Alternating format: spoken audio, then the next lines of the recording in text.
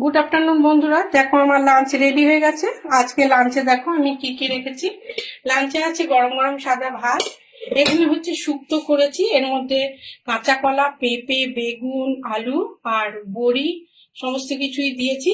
আর রাঁধুনি ফোড়ন দিয়ে করেছি, আর এর মধ্যে দুধ দিয়েছি অল্প।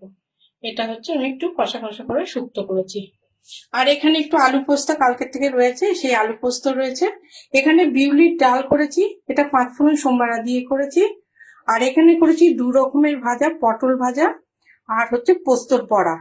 আর অবশ্যই আমার জন্য বিশেষ করে একটু দই রেখেছি, মিষ্টি দই।